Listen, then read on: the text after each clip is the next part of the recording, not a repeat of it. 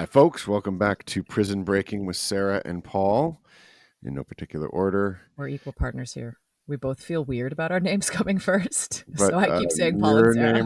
but you were the female lead, and you were number 3 on the call sheet. So I think it's more important. I was not number 3 on the call sheet. I was way down the call sheet. I was number 11, which I always said was 2 number ones. This one goes to 11. I think it goes to 11. This is not something we should spend our energy on. No. Okay.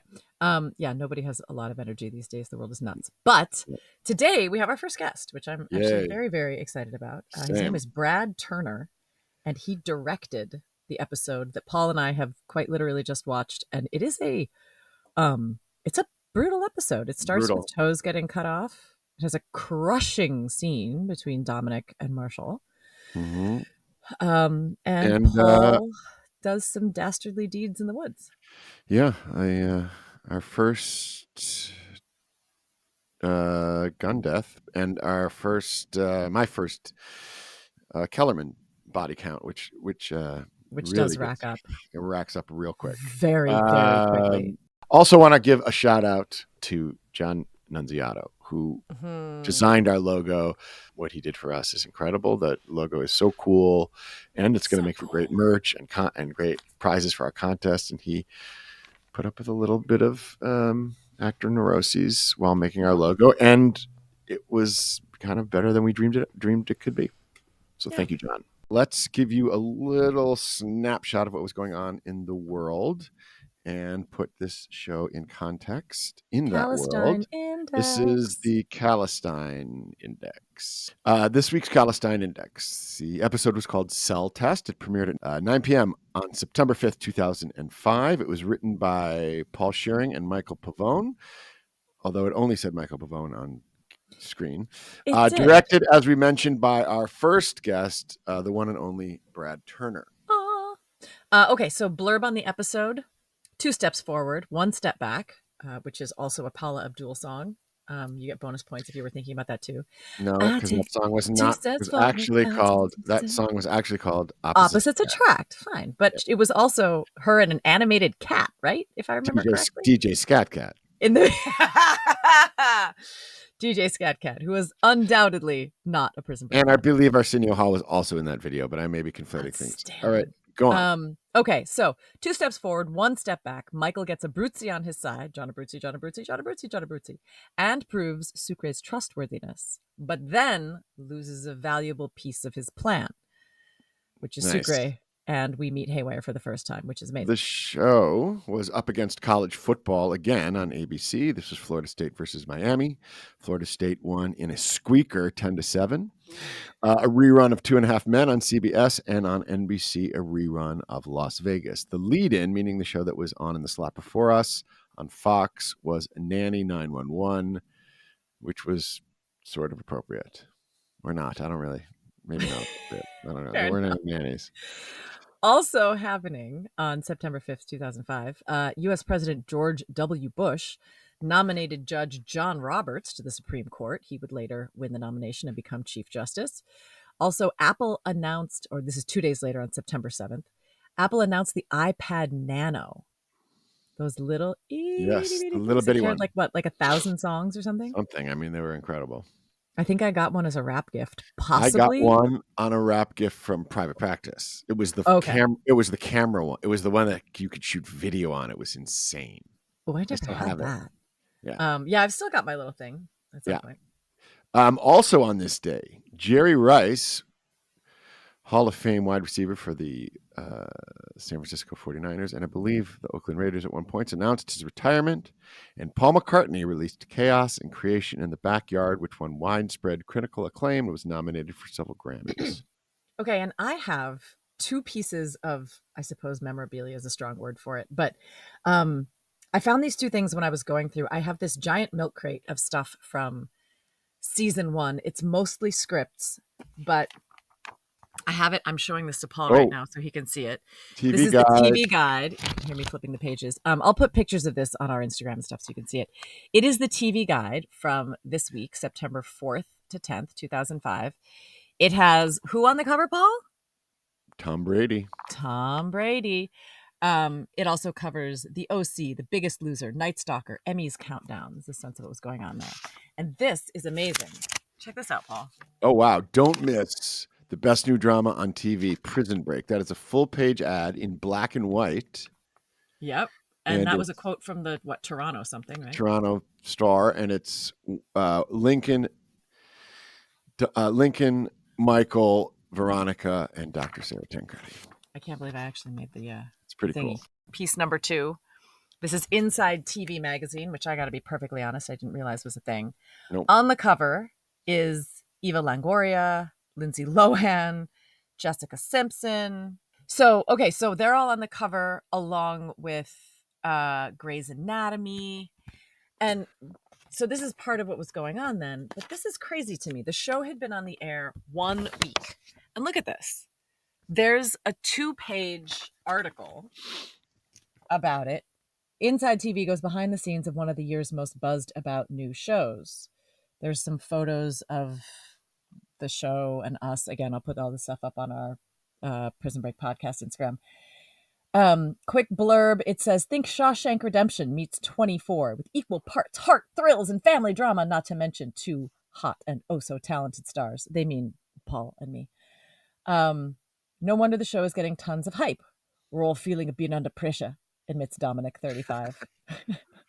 But executive producer Don Perouse tells Inside TV she's confident the suspense will keep viewers coming back. It's a life and death situation that appeals to people, et cetera, et cetera, et cetera. But what's surprising to me is the pace of the publicity machine and all of that. Like, all that had aired was the double billing of the pilot and episode 1. And the very next week in print, they're hyping the show as one of the season's quote unquote breakout hits. That's just a strange pace to me, because now you have to air like 2 seasons before anybody bothers reviewing a show. And listen, for all I know, both of those publications are owned by Rupert Murdoch, who also used to own Fox. Anyway, I will put pictures of these fine publications up on our social media. If you want to check out our photos, our Instagram is at Prison Break Podcast. Now, please listen to the rewatch. If you want, we'd love for you to watch the whole thing with us, which is in our bonus material.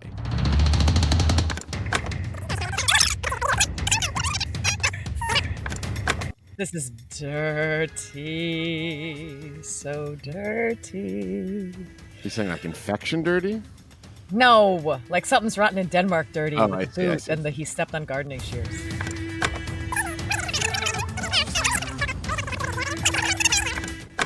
Have you ever not gotten a random call from a prison? Because I've gotten multiple. Please tell me that's a joke. No, it's not a joke. What? It's not a joke. You get multiple calls from prison? I have, yes. I don't think they're specifically for me. I think they're literally random reach outs.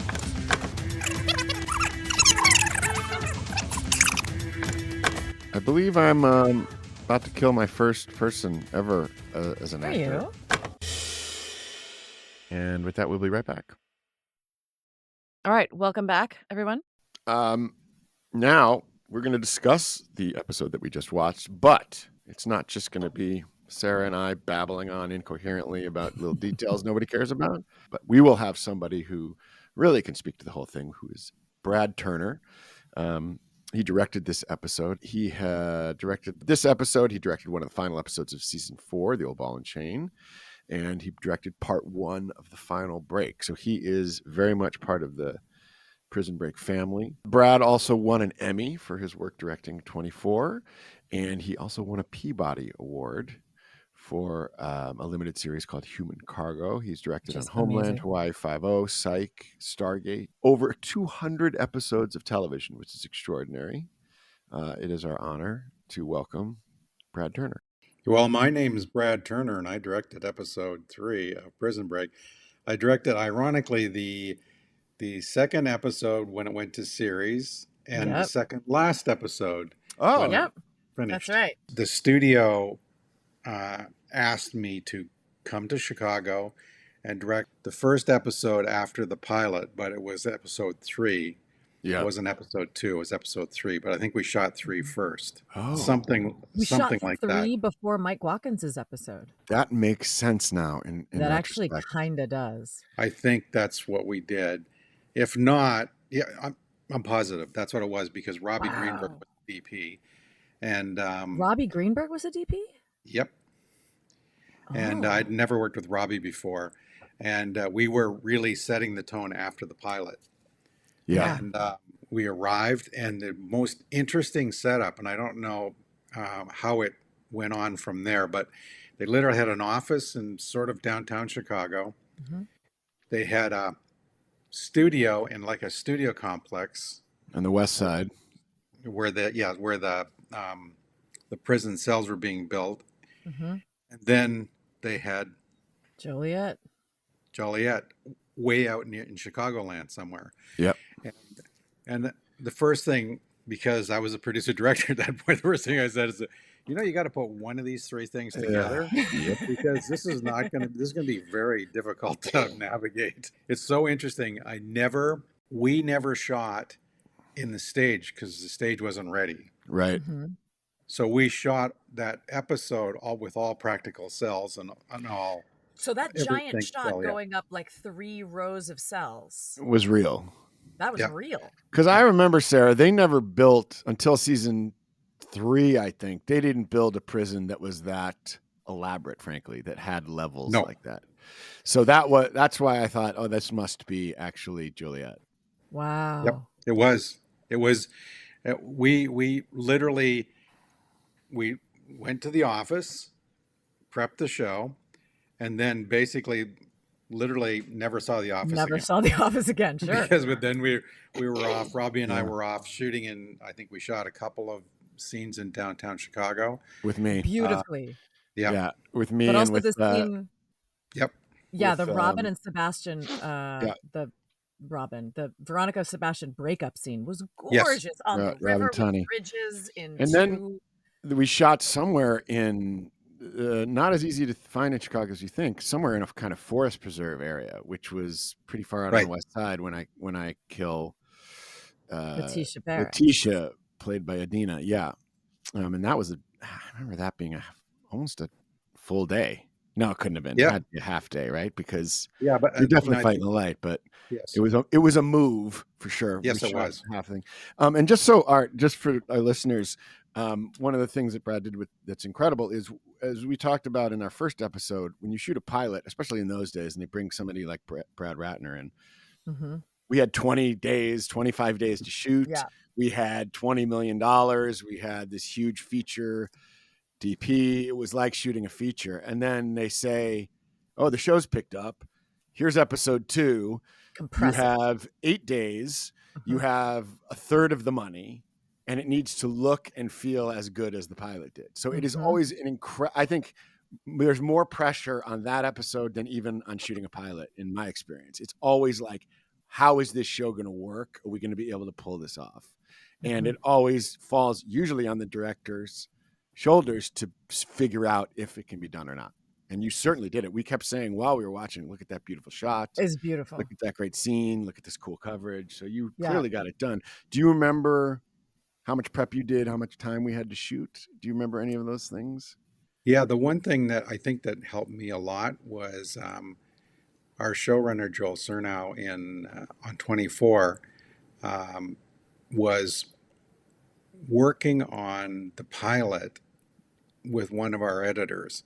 And before I left for Chicago, he called me in and asked me to take a look and at what some of his ideas were about possibly helping the show make it a little more interesting. And we sat and looked at the cut and sort of talked about what we thought could strengthen and what could be better, what could be work more better visually and things like that. And I think that in a lot of ways I feel like I brought a little bit of the sensibility and the pacing from 24 to Prison Break. A totally different show, but I think the reason that Joel was looking at it was just to try to bring some of that energy to the show. And so that helped a lot because when I got to Chicago, I had that in mind. And you know, it's really interesting when you do a pilot. I mean, it's literally. I always say it got some explaining to do. Yeah. Literally, it's 1 hour of explaining what we're tending Mm-hmm. to do for the number of episodes you're doing after it. What's the And world? so, What's the pace? Who are the people? What's the problem? yes, Yeah. exactly. But you know, the opportunity you have in front of you is you can second guess everything the pilot director did. So you have the advantage of seeing it on its feet. Mm-hmm. You know, and you get a pilot script. It feels like a lot of pipe laying and a lot of explanation and all that stuff. And you're trying to make that interesting, but literally once that's set in the audience's mind, then you can play. Then you're off. Yeah. You just find out what character is more interesting. The writers immediately go in that direction. They immediately say what the strengths were. So, in my opinion, there's never been a bad pilot shot. Uh, What it is the it's what we do to support the vision of that pilot that makes it work. It's the next director, like you said, the next director is really important because they have to take the strengths of what was happening in the pilot, and that goes to the writing too. The writers take the strength of the pilot, what happened in the pilot, and they move on with that and and that's exactly what Paul did with the show. I mean, yeah. you know, we were sitting in the lobby of the Drake Hotel. I met Paul for the first time, and he's going, you know, this was a feature. Yeah. And Dana decided to make it a TV series. And he says, I don't know how to make it a TV series. We're writing it. I have a writer's room and we're making it. We're making it. But he said, this was a feature. And I said, but Paul, that's what's great about it. If it was a feature, that's what's great about it because that's what, you know, back then, that's what television was trying to do, was be a feature. Right. That's right. You know, and it's now features are trying to be television. It's an odd thing that's happening, Yeah. but the most important thing I said to Paul is, listen, we can do this. It can happen. He said, well, you know, at the end of 10 episodes, the guys are going to get out. And I said, oh, okay. And I remember like 2 months later, he said, you know what? They're out in episode 4. I don't know what I'm going to do. And I thought that was like one of the best stories. It's like, now the network wants them out. They When don't want to spend the whole season with them behind bars. One thing I can really speak to is they cast exactly the right people to do this show. I mean, yeah. it was one of the things about the entire cast, everyone that was involved in this show. I was always shocked and amazed at how good everybody was. After seeing the pilot a couple of times, especially with Joel, uh, I knew the actors were great. And so one of the things that always works for me is bringing respect into any situation. So the Mhm. first thing I said to Dominic uh, is, you guys, you and Wentworth are amazing. Like this show is going to do very well.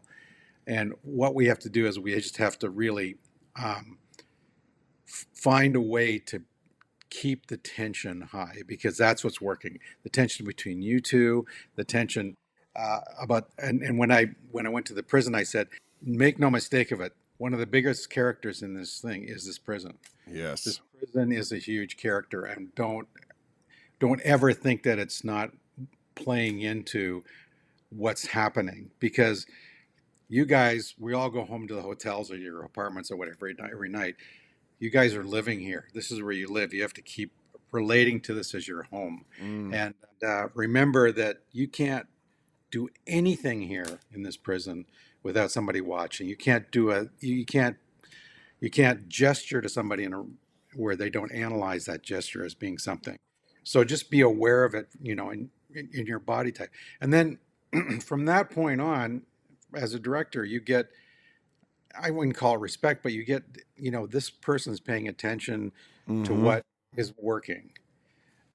And then we're going to try to go to that level. We're going to try to be the best that we can be because he or she's already identified that I know what I'm doing. That's already there. It's a matter of being able to make them look and be as good as they can be. That's what I'm there for. I don't care what people think of me, but what's important is this character is what everyone's watching to move the story along and to feel what they're feeling. But that was easy in that show.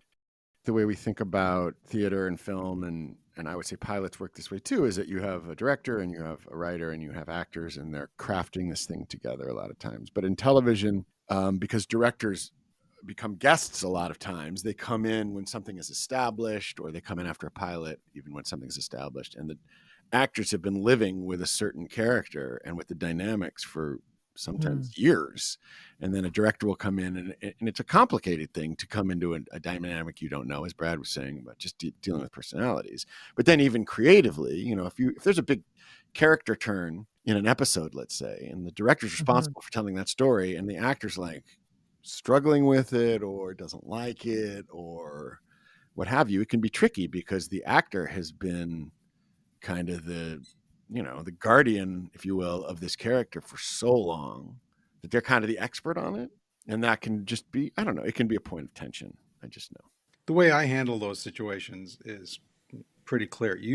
I think you have to, when you come in as a visiting director, when you do anything, you have to come in with the knowledge that the actors are thinking what you're thinking. When I say what Paul's thinking, and that is that, oh, here's a new person coming in, going to change things around. So the first thing you have to do to build a relationship is acknowledge how good the thing is up till now, which is what I was talking about earlier. And that if anything, I'm here to make my story work. And if the story does include a big character swing like that, what I do in pre-production is talk to the showrunner and say, listen, is this person aware that they're going to do this big character swing? And have you talked to that person about it? Because it's a concern for me, because I'm sure that actor has a much better handle on the character than I do. And I need you two guys to connect and make sure that you have talked this through. And if I could be included on that, I'd really appreciate that. Yeah. And that's how I would handle that situation. And I have in the past identified things like that, because I do believe that all the actors are custodians of their own character. And the character, listen, we've proven this through the history of television and film. There's been millions of characters written. For each of those characters, there's a million possibilities of people to play those characters. There's a million different ways that character would have been played if another person had played that role. We hear these stories all the time. So that if you go backwards in time, you go, okay, I get it. This character now is going to be this person. It's not a character. That person has to move my story along and not know things in advance, not get ahead of themselves in terms of what they know and what they don't know, even though they've read the script.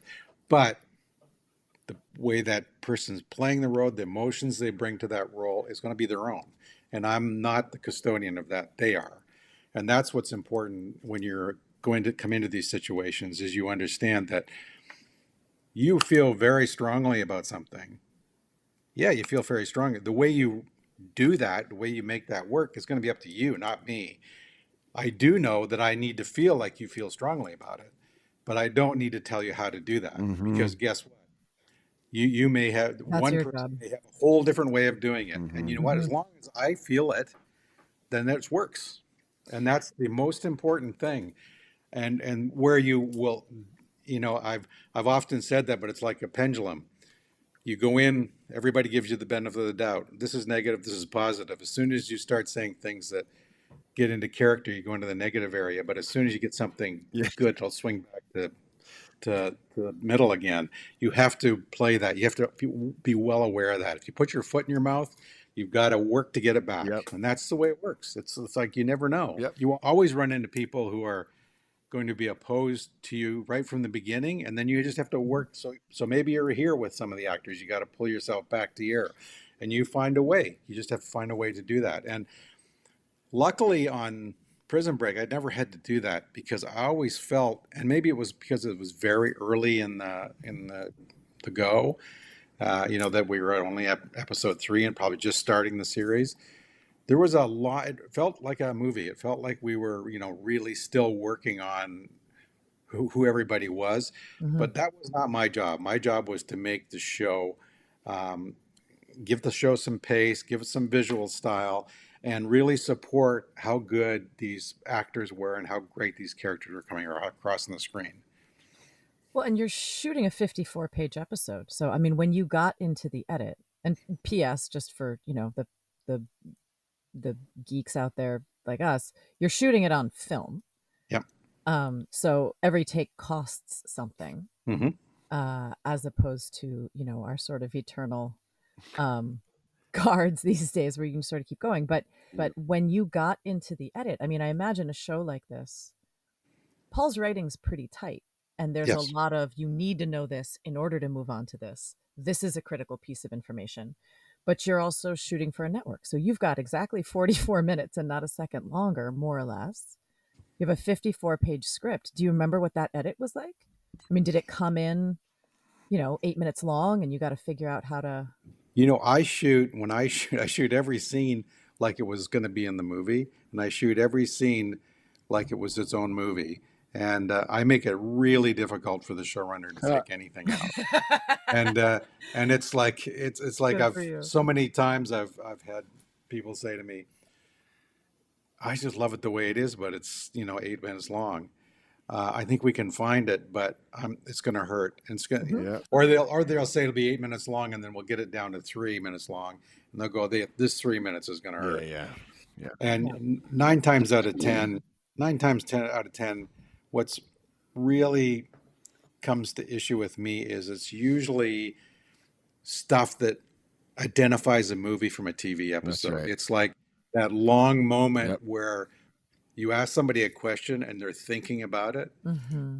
In TV, they'll answer you right away. All that air goes out. All the air. Exactly.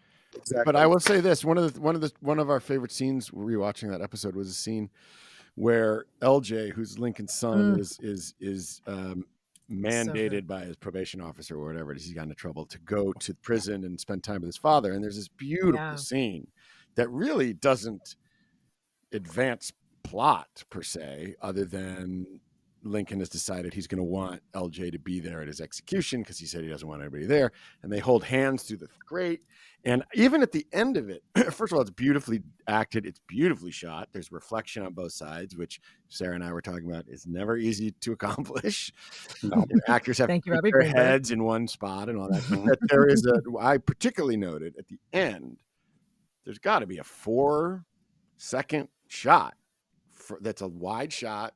And it's just them with their hands touching and not talking. And normally in TV, that is something that's like one of the first things to go. But it's exactly what you're saying, is that is a pure texture, tone, feeling moment that, could have easily gone away. And it's really beautifully done. So that means that you actually, found the time for it. Yeah, you found the time for it. And it really worked. It exactly goes back to my point where I said these 3 minutes are going to be really tough, is because those are the scenes that, of course, are identified by the people who aren't paying attention. But, normally the creatives, which would be, the showrunner and, a lot of times the editor and the director, of course, are going, you can't cut that because it just works. And as long as you push hard enough, they'll find another place to cut to make it work. And in that case, it happened because, again, shoot every scene like you're going to use it. I want to ask you a couple. We wrote a couple specific things down we wanted to ask you about, but I'll just final thing on that is that what's smart about that, bringing LJ in that way so early and saying there's a real stakes here, that this kid's going to go off the rails without his father, that he's invested in it, that you see Lincoln softening a little bit. I think it really pays dividends for the stakes of saving this guy's life. In theory, it's the reason the show matters. Why do you save Lincoln? You save Lincoln because he's this man. Because he's this man. With his son. That's right. And we kind of haven't seen it until that moment, really. We've just seen it. Not much. We've heard about it. So a couple of questions. Your episode introduces the character of Haywire, played by Silas Weir Mitchell. Were you involved in the do you remember, were you involved in casting him? He ends up being, I don't know if he was a regular, but he was around for a season. No, because again, we were focused so much on, like I remember there were so many production problems because they didn't have the set ready to shoot in, and I had to shoot all our cells practically. Oh my goodness. And I remember so no walls move. No walls moves. Exactly. So I remember visiting the set, and Robbie's going, this isn't going to be ready by the time we're finished. And they said, sadly, we are a little delayed, so it probably isn't. And Robbie said, do you want to hold the scenes? And I said, no, I'd like to shoot it practically, because I think that in a lot of ways, being locked in that prison as the actors, I think is better for even. It just feels a bit less theatrical when you're actually in the prison, even though it's compromising maybe the lighting and the shots and and the camera angles. I was like, I was the sense of claustrophobia. Yeah, I mean the scenes in like when Sucre and Bellick and Michael and another guard are standing in that cell. There's no cheating. You see everybody. You see shoulders. You see the back of heads. There's no clean cheat. Like the wall wasn't here. You really feel like you're inside the thing. You cannot. Yeah. For the audience that's listening, normally with something like that, you can move a wall. Therefore, there's room for the crew.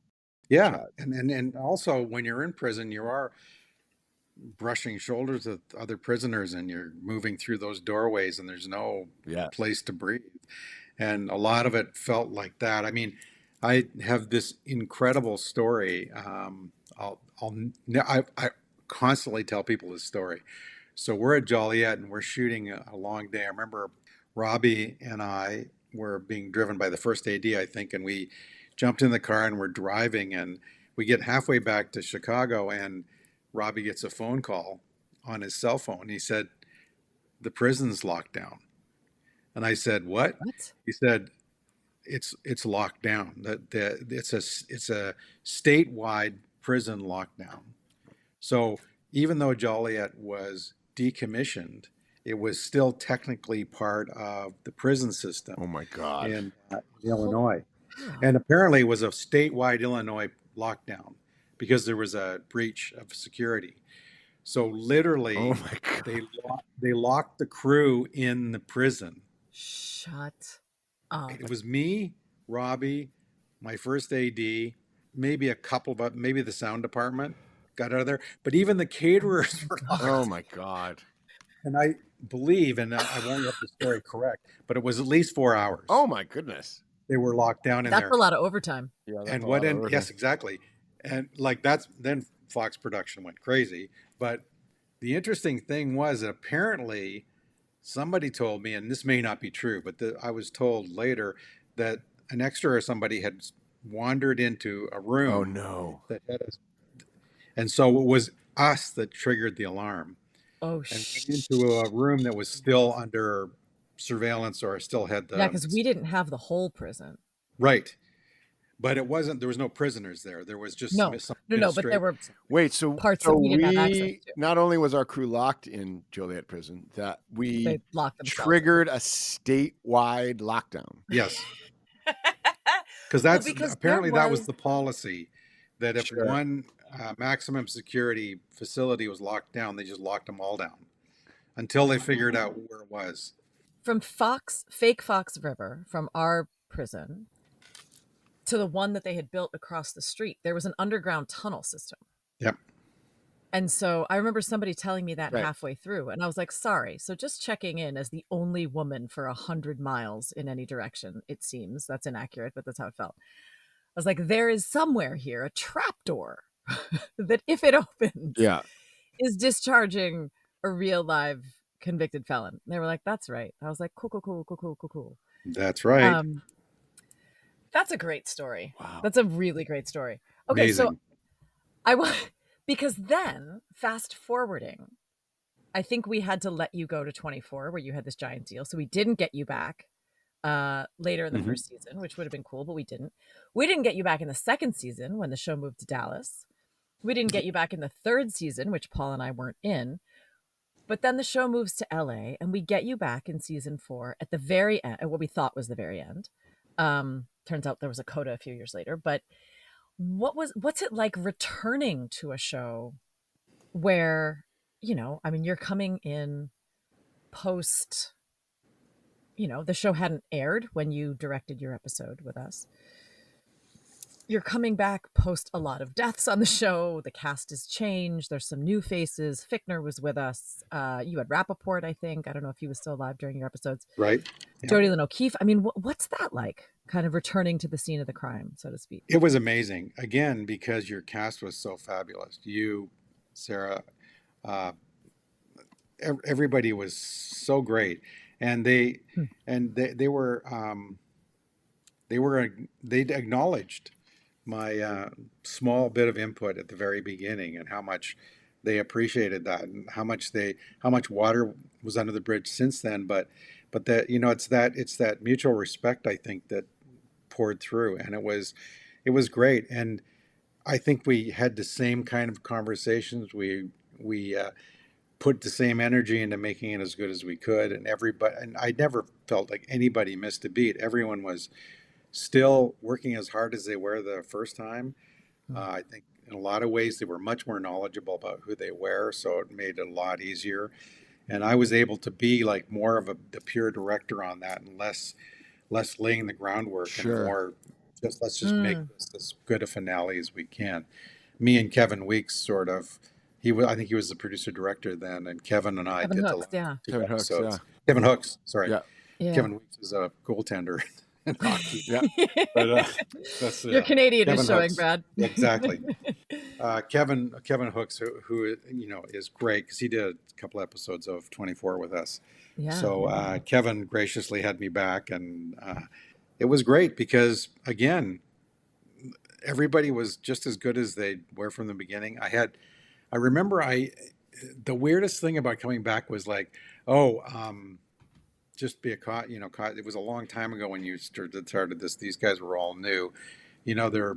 They might be a little more of a handful. The show did well. I went, okay, yeah, no problem. I didn't find any of that. It was the exact opposite. I felt like I was still working with them from the third episode. It was like none of that warning, but that warning always comes from like first ADs and sure. and action managers, and not people that are in the creative part of it. So you take it for what it is. And again, we're all artists. As long as we respect each other, it's always going to be great. And the most important thing I do is focus on how I can make this script and this story move and be as interesting as possible. All right, guys, we'll be right back. Welcome back, everybody, to Prison Breaking with Sarah and Paul. Well, I want to, I know you've got a heart out, and I want to respect your time, but I do want to say that I remember you coming back for that episode, those episodes in season 4. And part of what was such a gift about it was that you did come in to make it the best show that it could be. You came in as though it were the first show you'd ever directed. Not in terms of the freshness of your attitude, your respect for who we were. Sometimes when a show gets a little bigger, you have people who come in. I mean, I remember going 3 episodes without a note, and I was like, I know I'm not this good. Yeah. But you know what I mean? Like, this isn't I'm delivering an amazing performance. This is, maybe somebody's not here for performance in the same way that you were. And so I just, want to offer some flowers to you for showing up.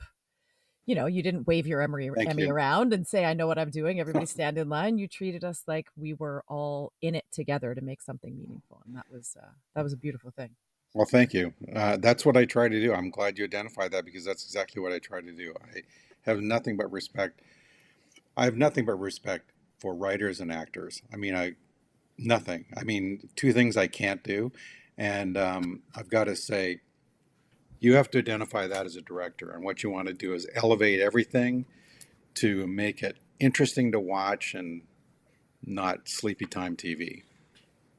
Well, as we let you go, I want to plug the Turner Art Gallery in Bayfield, Ontario, which is an art gallery. It doesn't exist anymore, Sarah. Oh, no. No, it doesn't exist anymore. Oh, don't. Damn, Wikipedia lied to me because I was all for 10 excited years. about it. Oh, man. No, that's I was okay. all excited about it. I wanted to ask you about it, but we all have to go.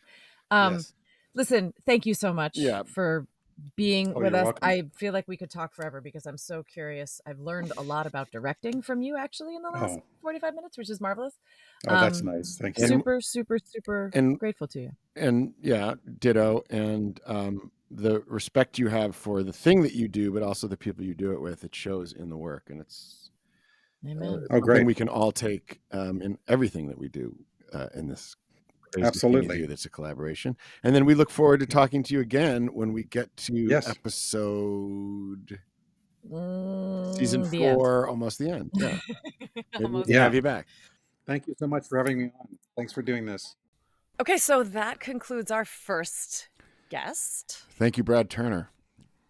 He was amazing, by the way. And we just learned today that they just announced a Prison Break spinoff. Oh my gosh. Plot twist. You sent it to me. Big plot twist.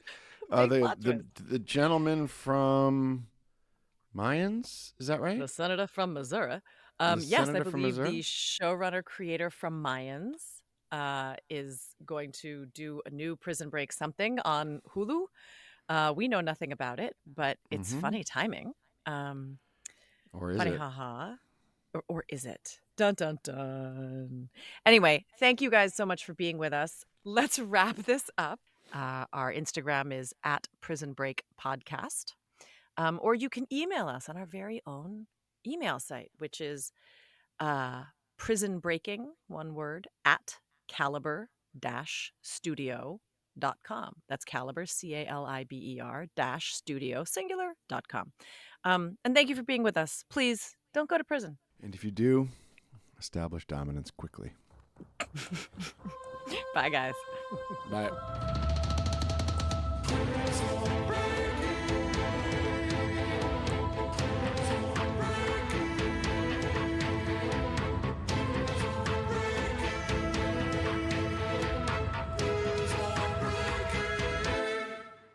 Prison Breaking with Sarah and Paul is a Caliber Studio production. Your hosts have been friends, but not besties. Sarah Wayne Callies and Paul Adelstein.